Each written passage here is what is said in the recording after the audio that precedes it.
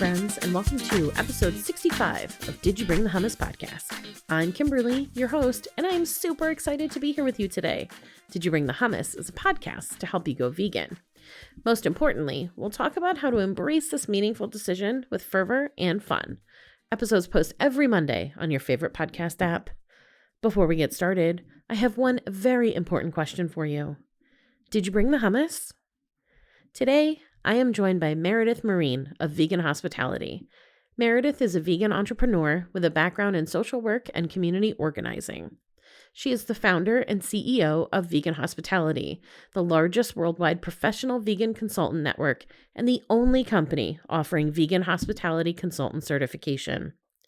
Vegan hospitality consultants help restaurants, resorts, and hospitality groups streamline food service and customer service for their vegan guests with the mission to usher the hospitality industry into the new era of plant-based hospitality. Meredith is known in the vegan community for her work to transform Aruba into the most vegan-friendly island in the Caribbean.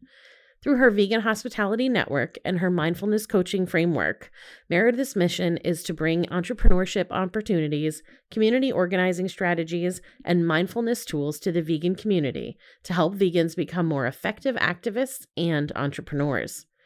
She currently lives in Aruba with her vegan family of 4 and virtually coaches and teaches vegans all over the world to make an impact on the hospitality industry.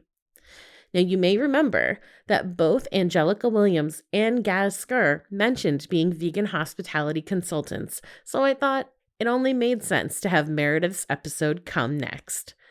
From Meredith's vegan journey to the story of how organically her vegan hospitality business came together and everything that came in between, Meredith and I have a fun and open conversation about veganism, activism, and the reason vegan guests at restaurants and hotels have more responsibility than your regular guest.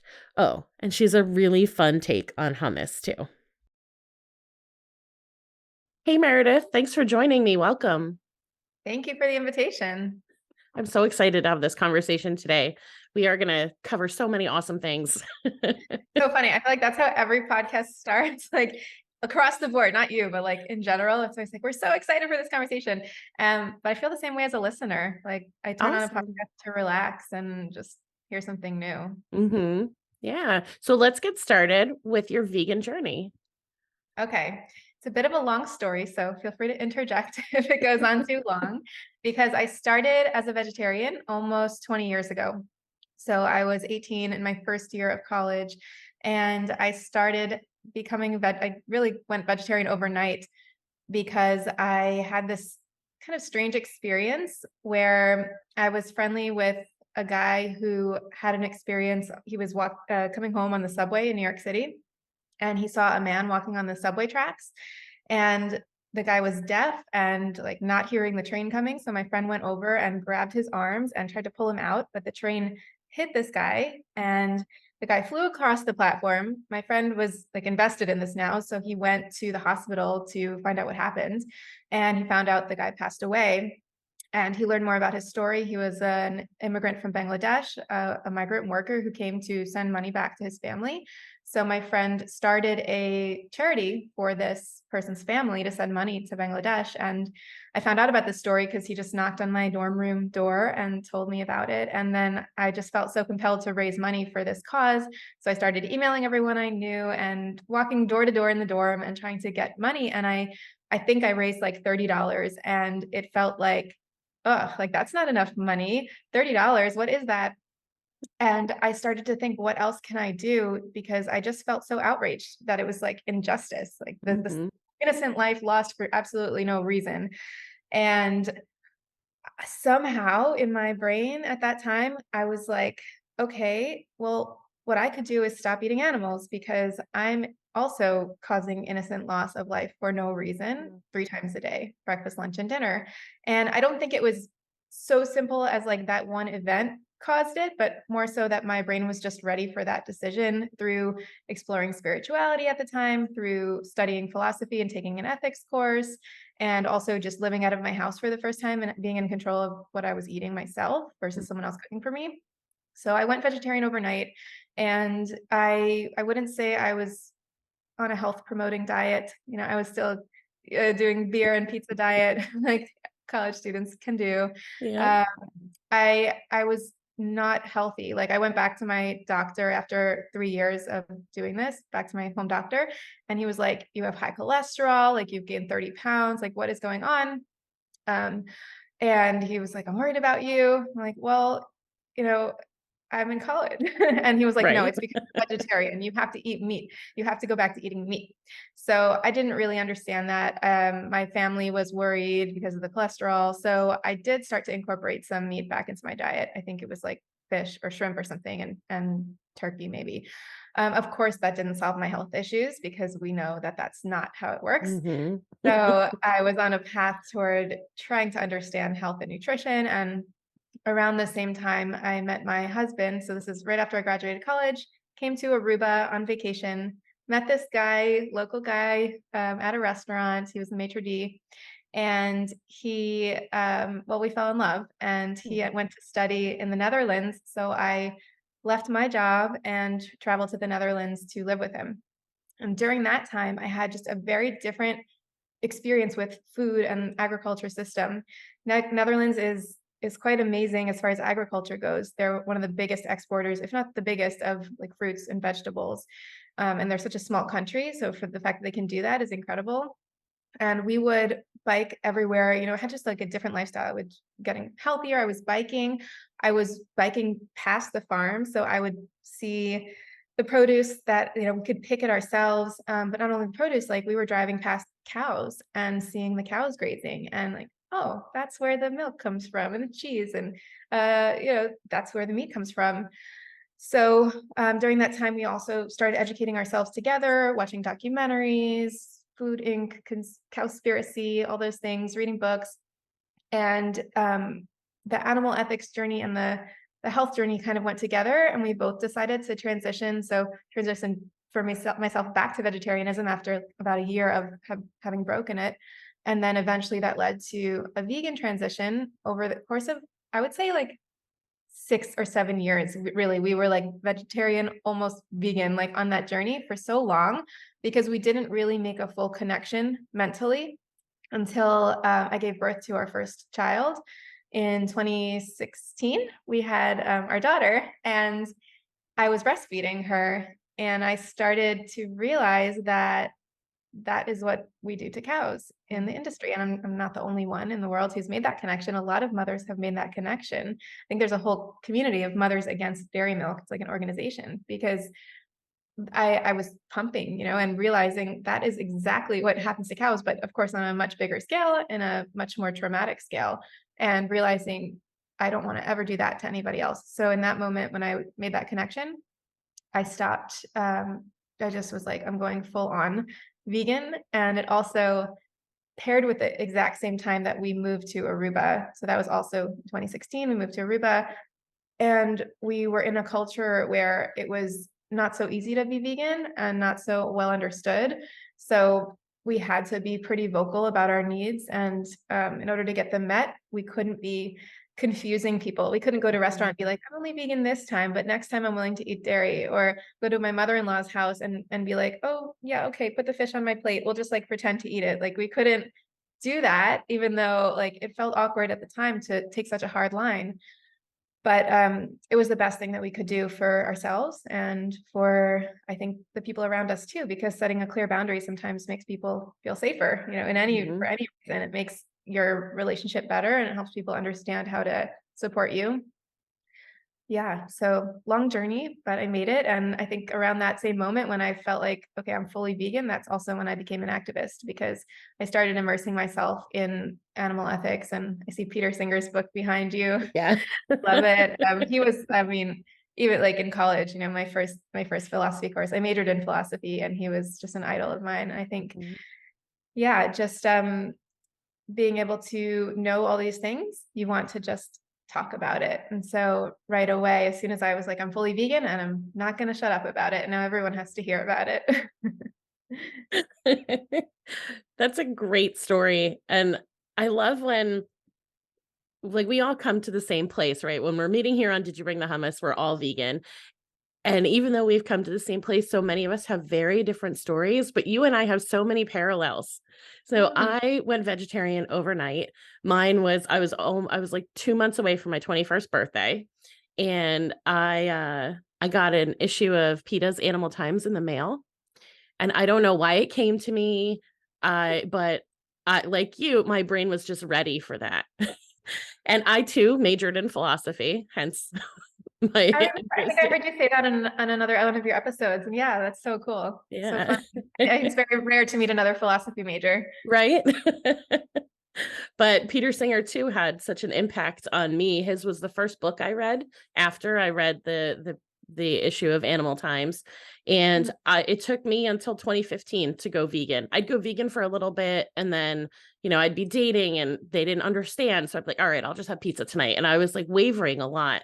But once 2015 came along, and I was like, "Nope, this is what I'm doing," and that's just the end of it. I'm vegan forever, and Do you yeah. remember the moment when that happened? What Yeah, was that made that final decision for you? I don't know. It was just like a random day. And I was just like, I'm not doing this anymore because I'd spent so much time. Here we are. It was like 14 years later from that moment of going vegetarian. And I just knew too much. And all those seeds had been planted over and over and over again. And they were finally sprouting, I guess. And I was like, okay, I'm just doing it. And yeah, that was it. And I told my husband, and he's like, okay, he was not vegan yet. It took him a couple more years, but he was on board, and made it a lot easier to have that support for sure. Yeah. Yeah. Wow. So interesting how we have so many things in common. I feel like there's Yeah. probably people out there listening also that have similar stories. Mhm. I think there's so many threads like that go across a lot of vegan journeys, like watching certain documentaries or having access to social media or, you know, uh, making some sort of connection like with your Yeah. personal life. And yeah, it's interesting. Mhm.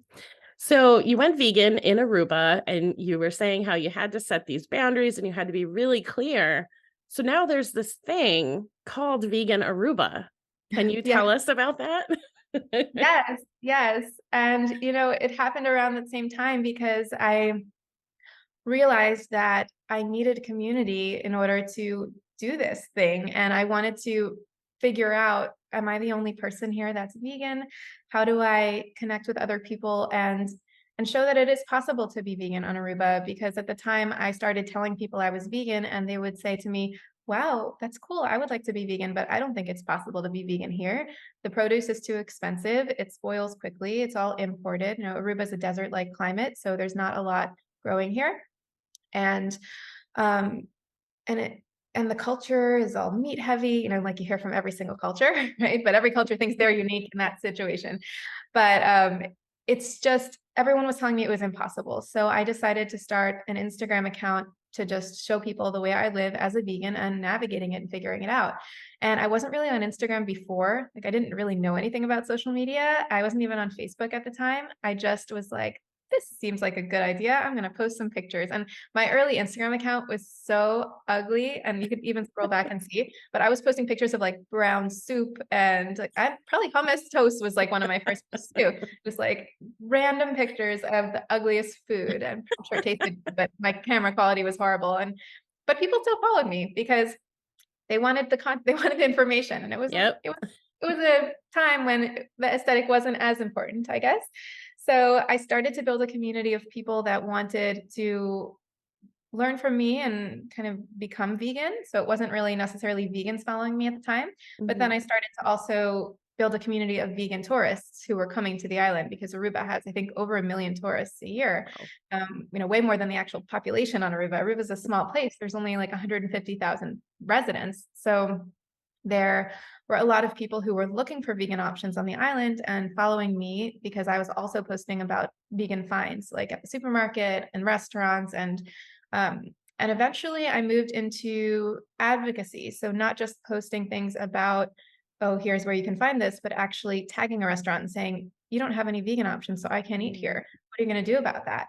Or taking a picture of the pasta marinara that I got at 20 restaurants and saying, is this the best you can do? Like, why don't you make this instead? And starting conversations with people who were in positions of power in the sense where they could actually make a difference in the hospitality scene for vegans. So through that Instagram, I started building connections with people. I was invited to give a workshop at a yoga studio. I did a 5-week series on relationship with food and going vegan. And one thing led to the next. I was eventually invited to give a workshop at National Restaurant Association meeting where I was able to talk about the difference between vegetarian, vegan, and gluten-free guests and showcase real examples of mislabeled menus. Like I was literally speaking to people. I was like, here's a picture of your menu. Your labels are wrong.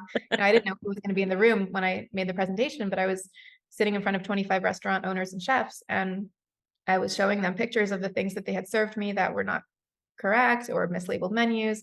And at the end of that meeting, they said, well, this is great. You've convinced us. We need to start serving vegan options. We need to relabel our menus, but we don't know how to do that. So can you help us? And I said, what do you mean? This is your job. What do you mean? I have no culinary background. I'm not in hospitality. I actually was a professor at the university at the time teaching social work. I have a master's in social work. So I was teaching like role of social psychology and social work and advocacy work and community empowerment.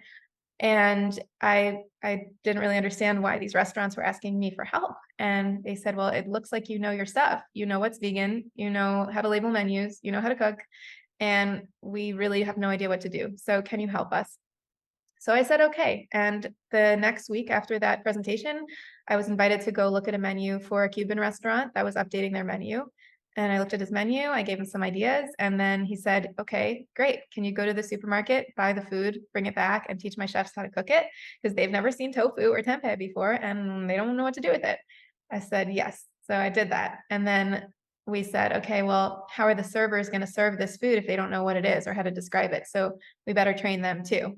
And what about accessing the vegan community and letting them know that these dishes now exist? So they had to print their menu. We did a launch event promotion around it. And it was super successful. And it just gave us this clue that Aruba's ready for vegan options. Aruba's ready to serve the vegan community locally and tourism community, and not just vegans, but tons of people were just really eager to try something new and excited about the idea that they were going to potentially get healthier options, that they were going to get more vegetable heavy options. Because like I said, it can be difficult to find vegetables here that are fresh and affordable. So then I had a line of restaurants waiting to work with me after that. And I worked through them one by one, restaurants, hotels. And I built a website called Vegan Aruba where I could I made a list of vegan friendly restaurants. So people looking for things could come and find them. And Happy Cow is great, but it wasn't really updated because there weren't any local ambassadors and tourists are coming here once a year. So it wasn't like a great place where you can update things. Happy Cow requires a lot of people to come and eat at certain places to really keep things fresh.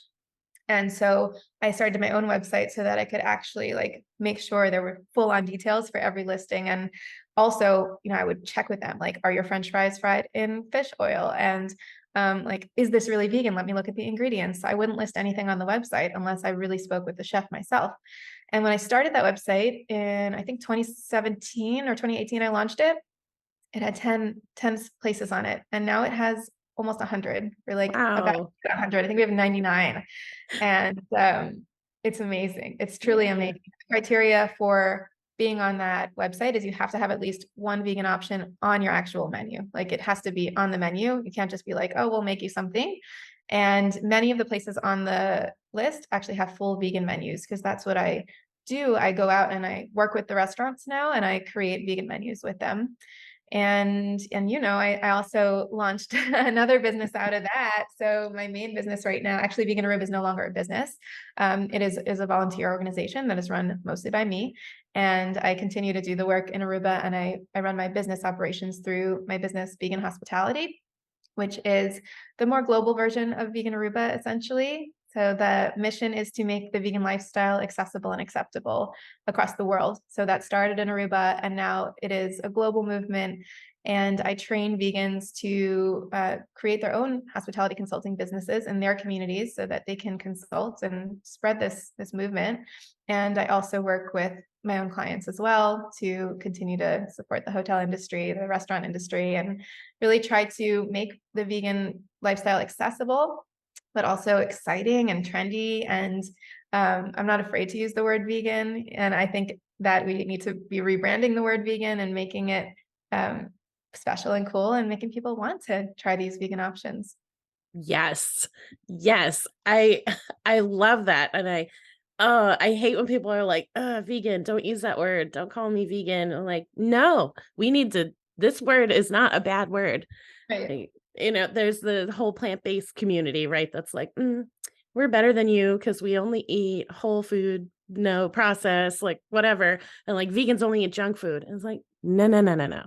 I know, and it's interesting. Like when I'm training with training chefs and servers and trying to help them understand the difference between the vegan lifestyle and the plant-based diet and the variations there, because it's very confusing for people in the industry to understand why people are ordering in a certain way. Mm-hmm. People are coming into these restaurants and they're like, sometimes people will order, they'll be like, we're vegan, and they'll order from the vegan menu, and then they'll be like, that dessert on the traditional menu looks better, so I'm going to order that cheesecake. Mm-hmm. And it totally confuses the servers and the chefs.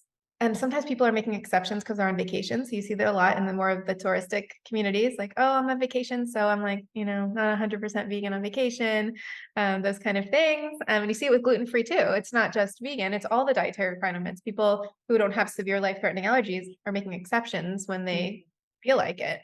It's super confusing in the industry. And I wish Yeah. it was the case, but it is. People have the right to choose what they're going to eat. And so it takes a lot of training to explain that to the hospitality industry. Mm-hmm. I bet. Yeah. And when I think about whenever someone asks me why I'm so precious about the word vegan, that is a huge part of it, because the more people that show up and go, I'll have the vegan entree and the dairy filled dessert, that starts to make people who aren't making the time to learn what that means to go, Right. oh, so vegans actually do just kind of eat everything. They just choose when they're going to do it.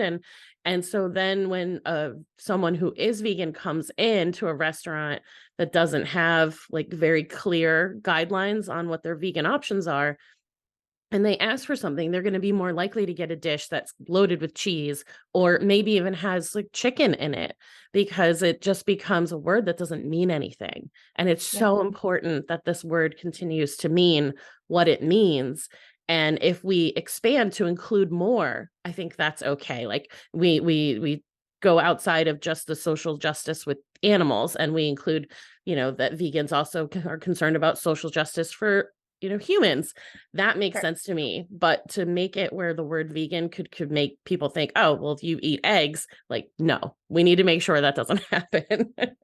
Yeah, I think it is really confusing. And, um, you know, I think I was also part of that. Like I was calling myself vegan for 6, 7 years before I fully committed. And I would say like I was 99% plant-based, in the sense that I would eat ice cream once in a blue moon if my friends were going somewhere that there was no vegan option. So I didn't really get it. I think there's all these things in life where you don't really like totally get something until you're like, Mm-hmm. you make that transition. Yeah. And that's, I don't blame people for that. Like Mm-hmm. I don't think it's their fault. I think it's important to train the industry. And so when I train servers and I train chefs, I explain to them it doesn't matter. It shouldn't matter to them how someone is ordering, and it shouldn't matter to them what other people are putting in their bodies. Or they don't have to define or ask any questions about why someone's vegan or why they're making that choice. But they do need to be transparent about what they're putting in their food, so that the individual who's ordering that food can make the appropriate choice for their own body, because Mm-hmm. everybody has that ability to make their own choices. We need to Yeah. empower the customers to understand what's actually in the food, and trust. We need to build trust between the servers and the customers, so that when they're asking a question, they're getting the truth and they're not getting a guess or a made up answer. Yeah. There have been countless times where I've been out with a group. So, maybe I didn't have the ability to choose where we were going. And I express what I need, and a dish comes to me, and I'm like, I don't know. Like, are we sure there isn't chicken stock? Are we sure that there's not, I don't know, like, fish in this dish, or like in a sauce or something? And I feel uncomfortable. Yeah. And then I've got to pay for that meal, even if, like, so it's it is so important that that the servers and the chefs and the cooks, that they all understand it. So what you're doing is super important, and I'm so glad that there's something like this out there, because it's just Thank going to help us move things forward. And I think it's going to spark interest in people where they see vegan options on a menu, and maybe they've heard the word vegan and they think like, oh, it's healthy, so let me try something new, and then it's really good, and, and they're like, I'm going to have that again, and it starts to like build this curiosity, and we're like then on our way to maybe creating that vegan world that we want so badly and we need so badly. you. Exactly. I think vegan friendly world is the transition to vegan world, and it has Yeah, to be vegan friendly before it's going to be fully vegan. absolutely. Yeah. So we're talking about food, and potentially sometimes there's food that, slips into what we're eating that we wouldn't choose on our own. And that's something that we touched on a little bit, is like this idea of like, what if you accidentally eat something that isn't vegan? Does it make you not vegan anymore? What does it mean? Tell me what your thoughts on that. Yeah. Okay. So 100% it doesn't make you not vegan, because vegan is it's a mindset. It's a belief system. It's not, a purity issue. And it certainly has happened to me. I would say more times since I've moved back. So we were living in Florida for a couple of years, in between moving to Aruba, then we left, and we came back anyway, but we came back a couple months ago. And when we came back a couple months ago, now I'm full-time family breadwinner and my husband is house dad, which is amazing. I get to build my business, but it means he's doing the shopping more now, as far as I used to do the shopping in Florida, and I used to do it online. So I would just like literally just replicate Whole Foods. Okay, click. And it was the same order every time. And now he's going into these stores where a lot of the ingredients they're all in different languages, and he speaks 4 languages, but to read every ingredient label and like all the different brands from different countries, mistakes have been happening, let's just say. And he he brought home last week a bag of krupuk, which is like an Indonesian shrimp chip, and they make a vegan version of it out of cassava. So that's the one that I usually buy. And he, I guess, saw this one, and he bought the wrong one. And he's in the other room. I hope he's not hearing me. I'll have to apologize for telling him a story, but he was really convinced that it was vegan. I was like, this is weird. It's like a different brand I've never seen before. It says krupuk on it. It doesn't say cassava. Is this vegan? He was like, yes, of course. Like it's vegan. It's the vegan one. It's like, okay. So I left it in the cabinet for a couple of weeks. And then the other night I was like, okay, let's taste this and see what it's like. So I tasted it. It's like, that's a different flavor than I was expecting. It's very flavorful. Then I taste another one. And as that second one is in my mouth, I was like, let me just read the ingredients.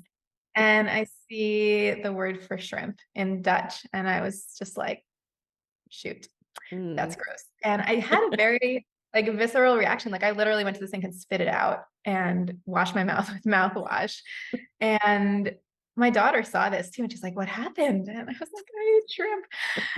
And my daughter's vegan, our whole family's vegan. And I was just thinking like, it's kind of strange, because shrimp is something I used to actually enjoy eating 20 years ago. And now I have this reaction where it's not food. Like Yeah. I did not feel like that was food in my mouth, and it felt like it needed to not be in my mouth anymore. And I never questioned, oh, does this make me not vegan or anything like that? But it felt violating. And I think some of that is psychological. Like, I think there's a bit of like, I don't know that it was so much taste, but psychological, like that's not supposed to be there. Like, I don't want to participate in that. Like, it feels like I was forced in a sense to participate in something I don't believe in. So it's amazing how, when you totally commit to veganism, your whole mindset shifts, and you have to make that mindset shift actually, because otherwise you make all those exceptions. Oh, what's one time? Like, I'll just eat the rest of the day. I mean, why would I throw it out? I didn't throw it out. We're going to give it to someone else. But the idea that like one time isn't going to cause harm. I said that for years when I was eating ice cream randomly with my friends. So it's the commitment that makes it feel so violating when that commitment is broken. Yeah. And happens to everyone though. It really does happen to every vegan, whether you know it or not. Like I Mhm. found out some things about the food industry when I started working as a consultant that like I'm sure I was eating non-vegan things without knowing for years. There are many restaurants that are making their marinara sauce with chicken stock. No one would Mm, think to ask in a right. pizza, in a pasta dish. No one would think to ask whether that was vegan or vegetarian. There are vegetable soups that are being made with chicken stock. There's rice being made. Chicken stock is everywhere. Mashed potatoes, like people are putting this flavoring in and not saying anything about it on a menu. Looks like a Mhm. vegan or vegetarian option. So it is happening. And I was telling a chef the other day when I met with him that being vegan isn't about being perfect. It's about reducing harm, doing the best we possibly can. And he understood that. He Mm. understood and appreciated that. And I've actually had really positive experiences with chefs in general who appreciate their vegan guests and are excited to be able to serve people that want to reduce harm, that want to Mhm. have a better planet. Oh, that's awesome. Going back quickly to this idea of like eating something by accident versus choosing. So I remember there was a colleague of mine who had posted a couple of years ago. She had gone vegan after we had had a bunch of conversations, or she was calling herself vegan. I don't think she actually was vegan. She was still, but she definitely wasn't still vegan. She was buying like leather shoes and handbags and stuff. So she had embraced the meal part of veganism. But she posted one day on Instagram a picture of a pizza, and she was like, nobody's going to take my vegan card away if I have cheese pizza one time. And Mhm. so I commented and I went, "Hi, I'm the vegan person who's here to take away your vegan card." Oh no. How And did that go here's down? why. What's that? How did that end up? She totally ignored my point, which was, I love that you're eating vegan food, but this word matters. So call if you need a label, I would suggest maybe vegetarian, maybe flexitarian if you like, but to call yourself vegan, like here's what that means. And I explained the definition of veganism.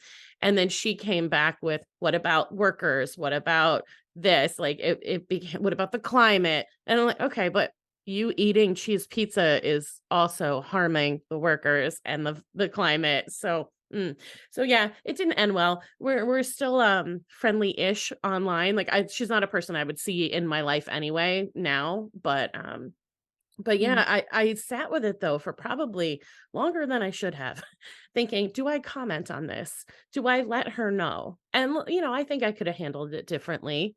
I thought coming in with being like, "Hi, I'm the vegan person who's taking away your vegan card," would kind of break the ice, like being Right. funny, Yeah. but I No. guess it wasn't taken that way. But I these mean, if she moments. posted that publicly, you would think it's because she was inviting conversation around it. Right. Yeah. Yeah, you would think so. And she had like a ton of followers. So I also was like, you've been talking about veganism since you started eating this way, and you have a bunch of followers. Isn't it your responsibility to share accurate information with them? And, well, we see how that's gone over the last few years. Accurate information being available or not. But anyway, that's a whole different conversation. Uh, so tell me more about working with chefs and how they react to you. You mentioned that you've had like a pretty positive experience, that people are excited to serve vegans and maybe even get more creative in the kitchen, right? Absolutely. It's funny because when I'm training other vegans to do this work, one of the biggest fears is chefs aren't going to want to work with me. Chefs don't really want to serve vegans. Chefs have a bias against vegans. Chefs aren't going to take me seriously. And this like fear of talking to chefs about veganism. And I've had mostly the opposite experience. I've had an experience where chefs are eager to learn more, excited about having an opportunity to talk about something that they don't normally encounter in their workplace, and excited to serve guests that they typically are feeling problems around. So the vegan guest, there's this stereotype, oh, the difficult guest, right? The vegan guest is difficult.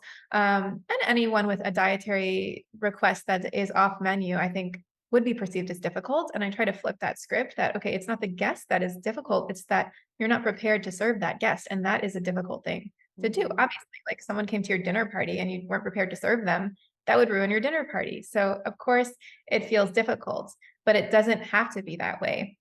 So when I'm training them, I'm teaching them to be prepared for the vegan guest, and then it feels easy, just like it feels like serving any guest. Yeah. So I was meeting with a chef the other day at a hotel that I'm working with, and this is a young Dutch guy who's been in the industry for less than 10 years, I would say, and he's worked at several restaurants, and none of the restaurants he worked with had vegan options. So he never had a chance to serve vegan guests properly and never had a chance to be creative in the kitchen around this. And now he's a head chef at a hotel that is wellness focused, that has a vegan menu um, that is ready to serve vegan guests better. And so he was super excited to learn more. And um, the interesting thing is that I went there the other day to do a menu evaluation with him. So to go through their sales data and their current offerings and to see how we can update them and to see what go through everything like from the kitchen processes to understanding what ingredients they want to maximize to going through current food trends and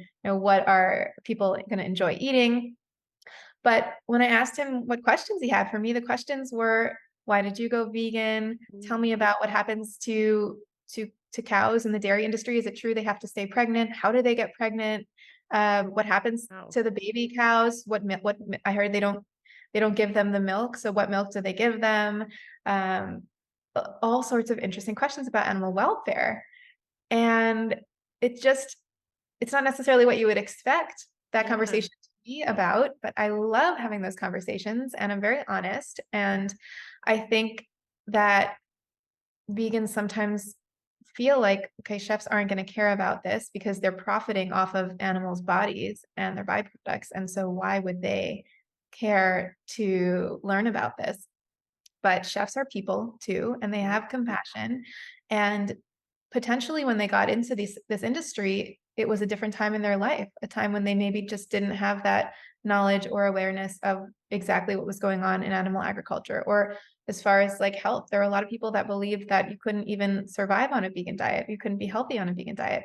And many of the very highly trained chefs, like the experienced chefs, the one who's been in the industry for 30 years, they went to culinary school a long time ago, in a time when education was very different. They were not teaching anything about veganism at culinary school. And in fact, these days, they're not teaching that much either at most culinary schools. They're teaching a little bit, but it's not comprehensive on plant-based cuisine. It's not teaching them how to make full vegan menus. So yeah, that's something I want to change, by the way. I hope to eventually work with the culinary industry and schools, universities to change the curriculums, but that takes time. There's a lot of bureaucracy there. Yeah. But yeah, chefs are overall, at least the ones I've worked with, fascinated by this, want to understand their customers better, want things to be easier in their kitchen. They embrace having more ingredients become plant-based by default, so they don't have to make replica this mashed potato with butter, this one with the vegan butter, this chicken stock, this veggie stock. I mean, that's literally like having two restaurants in one. It's much Mhm. easier for them to just veganize a lot of the things that they can, that wouldn't make that much of a difference flavor-wise. And then, be able to cross-utilize those ingredients across Yeah. a traditional menu, a vegan menu, or, whatever they choose to do design-wise. So I've had all these really wonderful, great experiences. And so when I train vegans, I try to explain those experiences and try to teach people to come at this role with a very positive mindset and expect the chef to be happy to work with you, especially if they've hired you, right? They're paying you for Right. your advice and they Yeah. want your advice. They want you to be truthful with them and tell them exactly, what's going on in the industry and why they should serve vegan food and why they should take vegan guests seriously. Mhm. I wonder if a big part of that fear comes from chefs like Gordon Ramsay, who for so long were like, vegans are stupid, that food is gross, like, never gonna see that at my restaurant. Was very anti-vegan. And like he's such a big name in the culinary world. He's got multiple television shows, he's everywhere. And so when someone who's so respected in the industry and so in your face in so many different ways is like, no, this is dumb. Like, don't do that. Gross. people are like, "Oh, well, chefs probably do feel that way." But Hmm. even with him, right, he's come a long way where he's come out and admitted like, "Hey, I've had some vegan food and I've liked it." And you can find vegan options on his menus. His you've even seen if you watch any of his shows, like there are occasions where someone comes into Hell's Kitchen and they have to prepare a vegan version of his risotto, and like they're prepared to do that. So yeah, I wonder if a lot of that fear comes from people like that being so vocal. Sure. Yeah. Sure. I think leaders in the industry, they support and dictate, what happens in the future of the industry. But I think it's also from the personal experiences as being a vegan customer, feeling like a burden. A lot of Mhm. times vegans go into these spaces and are made to feel like a burden. They have Yeah. to they have more of a responsibility as a customer than any other customer has. They have to ask a bunch of questions. They have to Mhm. then be in a position to trust what they're being told. And then a lot of times that trust is being violated because they receive a dish and there's cheese on it and they're told, oh, it's vegan cheese. And they're like, I don't think it is. Should I Right. put it in my mouth? Should I send it back? What's going to happen? Do I have to pay for $3 extra for an avocado when I'm not eating the cheese? Like you feel like there's a constant battle. And that's when when I knew I had to really change what I was doing was when I started to feel anxious when I was going out to eat. Like those first Mm. couple months in Aruba before I really spoke up for myself, I didn't feel like going out. I felt bad about it. I felt anxious. I felt resentful. I felt like I'm paying for food that wasn't good. I felt like, oh, I don't even know if it's fully vegan. It wasn't a good experience. And the more experiences like that you have as a vegan customer and you don't speak up, you don't have the positive experiences of people apologizing or of people saying to you, oh, I'm so like, I wish we could serve you better. If you're not empowered to have conversations about how to improve things, you're just consistently going out to eat and feeling attacked or feeling like you have to Yeah. defend yourself. And it's not a good feeling. So your brain starts to make these assumptions. Well, if they haven't figured out how to serve me yet, then they don't want to. They don't Mhm. care about me. And it triggers all sorts of stuff from our past of not feeling cared about or feeling neglected or feeling betrayed, or it's all those human feelings, but it's Yeah. just this moment of, you're out to eat. It's supposed to be a good experience. And then you have the social component of how are the people around me sitting at that table going to be affected by this? Should I bother to speak up? Is it going to affect my relationship with them? Maybe you're on a date, or maybe you're with a family member who's not vegan and they don't understand it. And maybe you don't want to have that fight right then. So it makes sense why there is this bit of a trauma around feeling like a burden or feeling like you don't want to speak up. But yeah, I think the vegans that are able to speak up, they're going to make change. And Mhm. I do believe that if we can expect the best from people, whether it's chefs or from each other, that we can actually push things toward change. And I've seen it happen and I've been part of it. Yeah. Oh, that's amazing. I love it. I think too that's why we feel such relief when we're at a vegan restaurant. Have you felt that? I know I have. I just like sit in a vegan restaurant and I just know like if there are 4 things or 400 things on this menu, like I can eat every one of them and I don't have to worry about it. Mhm. And it just is like, Yep. Amazing. It's amazing being able to eat whatever you yeah. want from a Yep. menu. And that's why I like to create vegan menus at traditional restaurants because you get to replicate that feeling of like Mhm. being at a vegan restaurant, but you're not actually at a vegan restaurant. So you can go out to eat with people that would never go with you to a Mhm. vegan restaurant. But I think even beyond that, being at a vegan restaurant, you also make this assumption that the ownership has the similar values that you do. So it's Yeah. not only that you're eating the food that you feel good about, but you're supporting a cause you feel good about. It's almost like, oh, I'm eating all this food. I better buy more. I better buy the brownies because I'm Yes. giving to charity. This is like just like a donation. I'll just Yep. like order everything on the menu because I can just spend all this money at this vegan restaurant. That's how I Yeah. feel when I go to them. Right, these calories don't count because it's for a good cause. It's a totally different experience, right? Yeah. I was surprised to learn there are a couple of vegan restaurants here in New Jersey that are owned by people who aren't vegan. That's interesting. Yeah, one Where'd couple, you learn that? they're Did you meet people like vegetarian.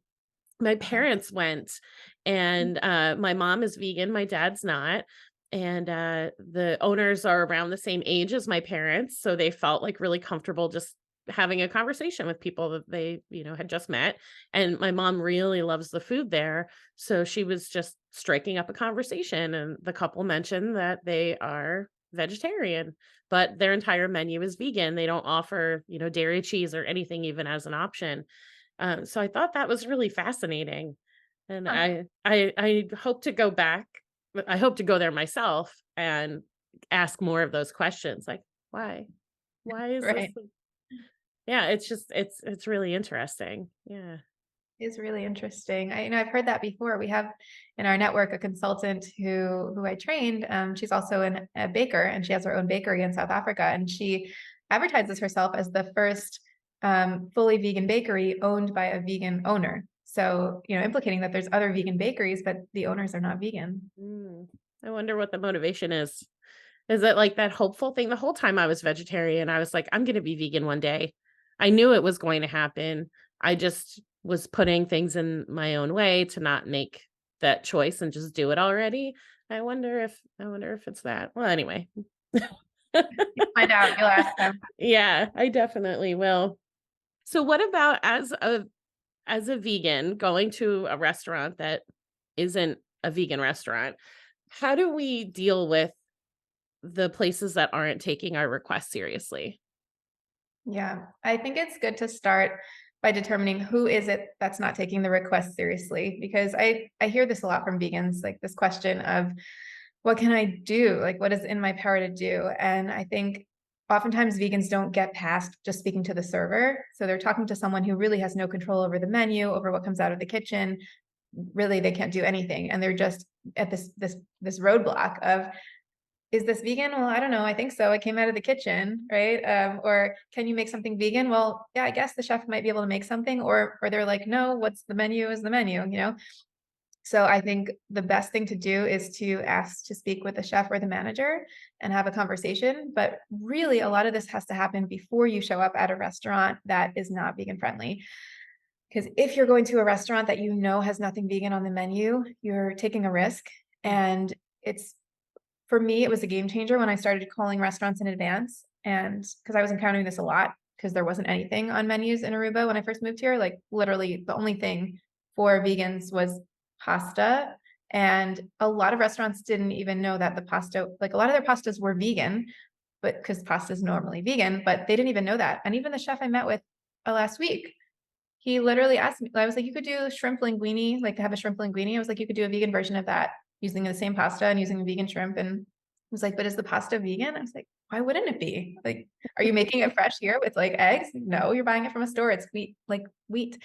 And he didn't know that. And it Mm, doesn't say anything bad about him. It just like that is the industry. Like the chefs are not even being taught what pasta is made out of, what store-bought pasta is made out of, and they don't even look at the ingredients.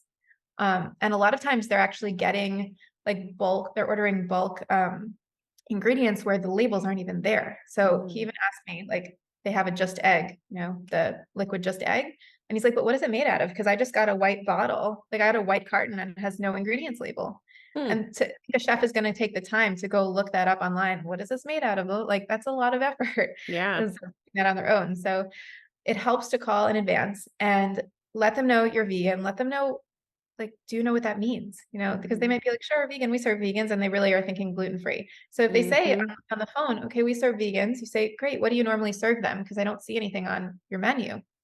And ask them. They say, oh, well, the chef can usually make something. And you say, okay, well, can I speak to the chef? Is the chef available to talk to me about what they would make me? mm, And that's when you can get a better conversation. So they might say, no, the chef's not available. You say, well, let me leave my number and have the chef call me back because I'm making a reservation for Friday and I need to know that I can be served. So do this a couple days in advance, especially if you're traveling. You're making a mhm, reservation you can make in advance, or there's a birthday party and you're stuck going to the steakhouse or something. Call it a couple days in advance, give them time. And so when I was doing this, I was having conversations with chefs and they would ask me, well, what do you want me to serve you? They didn't know.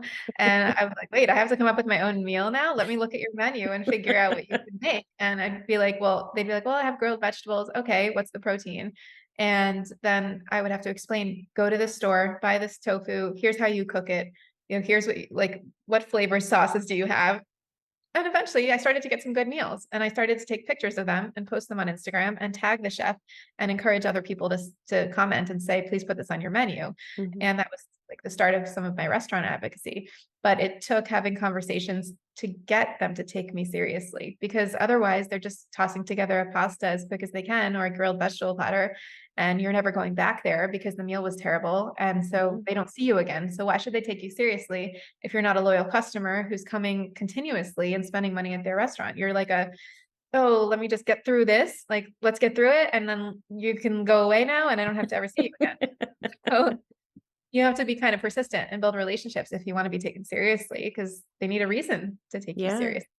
But I think it can also be a bit challenging if you have allergies. So if you're a vegan and also have food allergies, then that's a whole nother level of being taken seriously. And in that case, it takes communication around all the needs that you might need to get met. So cross-contamination and understanding like how they're prepping the food and how they're serving the food. And I also think those conversations are best had before you actually get to the restaurant, because then you know what to expect and you're not going to be, hopefully you're not going to be surprised with what they're serving you. You can prepare in advance. And same with dessert. Like, if there's no dessert on their menu, you're not going to get it. And if you tell them in advance, I would love to order dessert. Could you get something for me? And they might be willing to make something for you. And then you can even ask after you eat it, hey, could the chef come out of the kitchen? I'd like to thank them for serving me something vegan. And then that's how you also build that relationship with the chef, where the chef says, oh, vegan customers are kind of nice. Oh, I feel good about serving that vegan customer. The vegan customer was so grateful that I did this, that I went out of my way to make something that wasn't on the menu. Hey, maybe I should just put this on the menu, right? That's how these get made, when you start to have the positive interactions.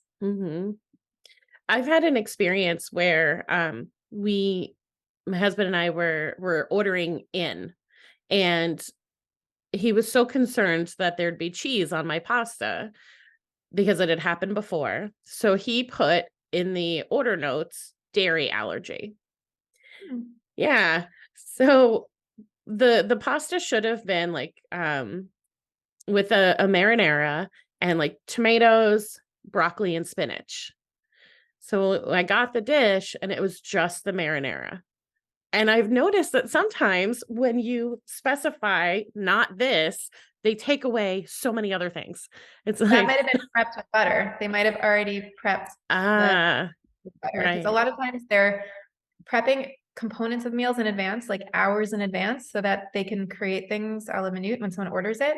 So you might have things that were prepped, and not even maybe with butter, but maybe they use the same gloves to handle that broccoli as they were handling other vegetarian or cheese items, the same cutting board. And so once that's been prepped in that way, it can't be utilized. I'm not saying that was the case with that. They could have just made it easy, but it happens where they just have to remove certain things because of the way they were prepared in advance. Okay. So if that happens, if someone's out at a restaurant and they say, oh, I have a dairy allergy. So then they do take it more seriously, right? So it is like, oh, well, we use gloves where we had touched cheese. And so we're not going to include this. And then the dish comes out and you're like, what the hell is this? Where are all the vegetables I asked for? Hopefully they should be prepped. They should be making new vegetables at the moment with fresh gloves.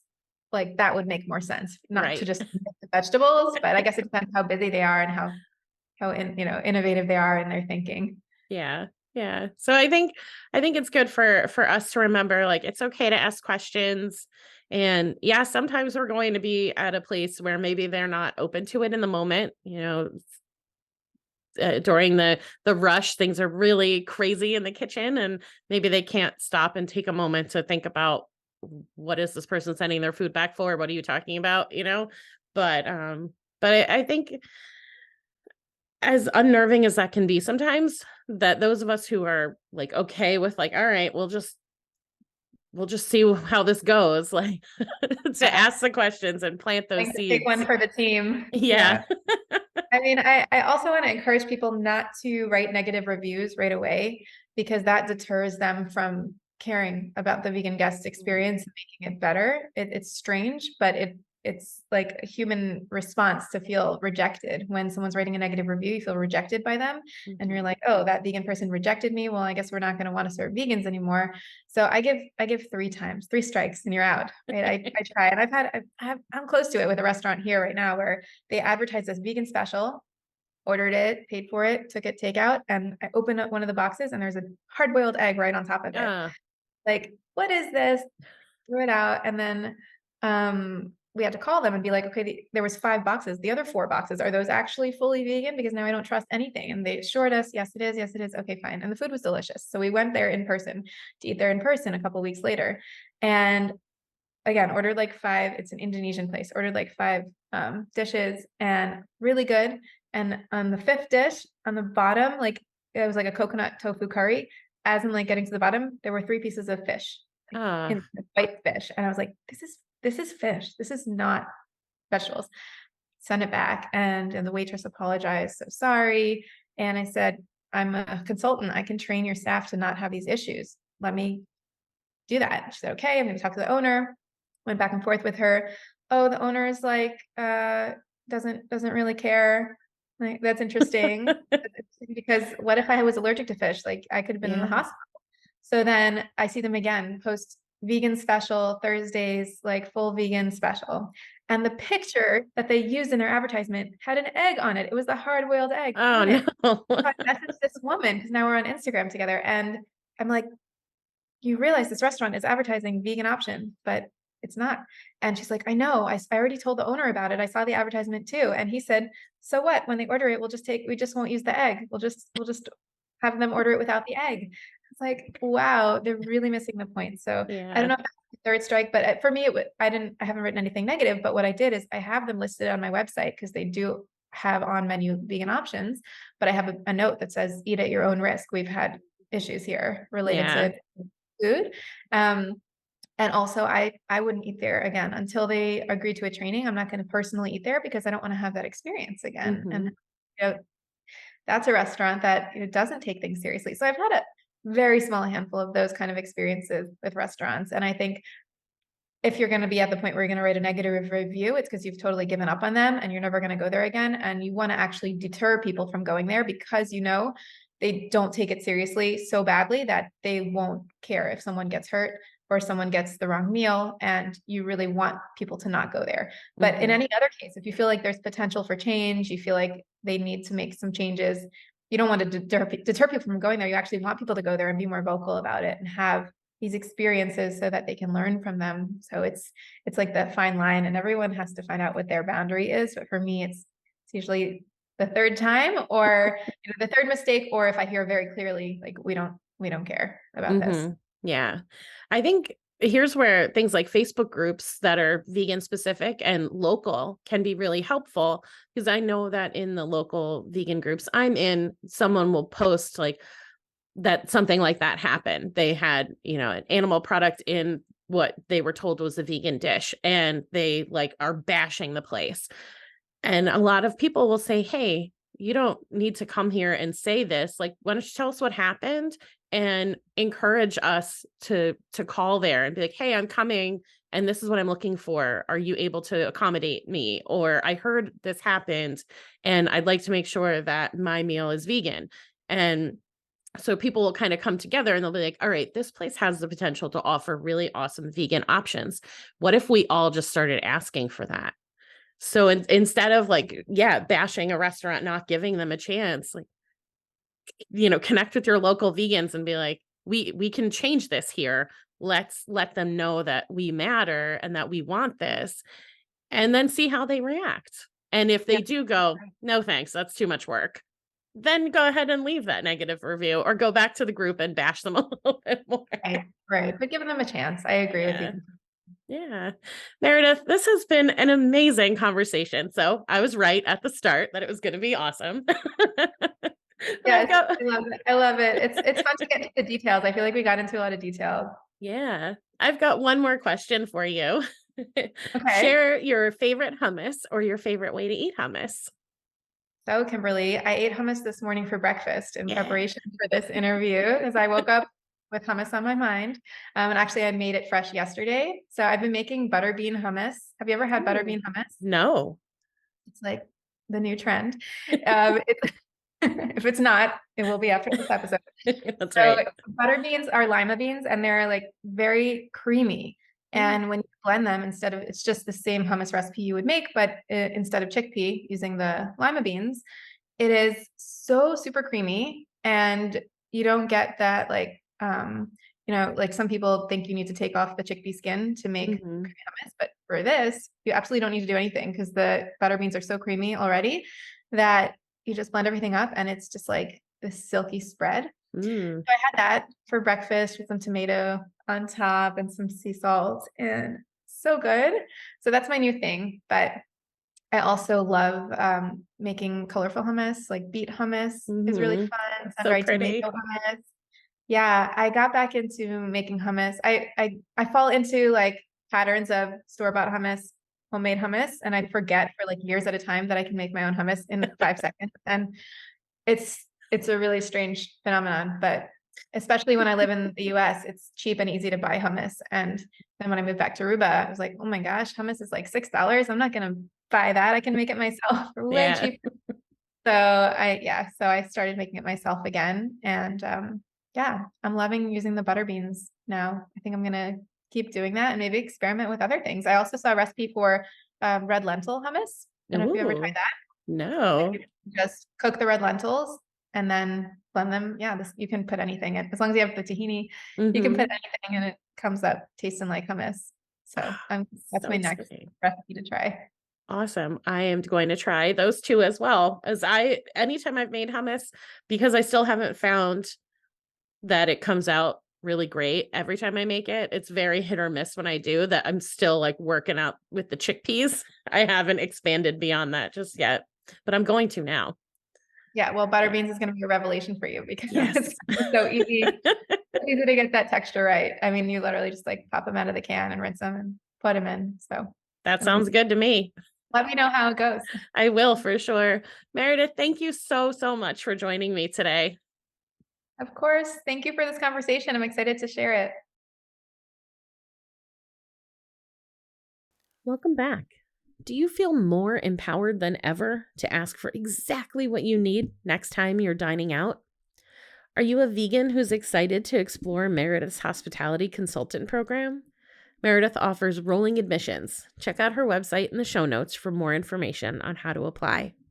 To connect with Meredith, visit her websites, veganhospitality.com and veganaruba.com. Find her on LinkedIn at Meredith Marin and Instagram at vegan.hospitality and Meredith Marin, and then on Facebook and YouTube at Vegan Hospitality. Links, of course, are in the show notes. I hope you found this episode helpful and inspiring. Please subscribe to the podcast so you never miss an episode. And if you're loving it, please give Did You Bring the Hummus a 5-star rating and leave a review. It's an easy way to keep supporting the show. Be sure to share these episodes with your friends. If you're finding something good here, they will too.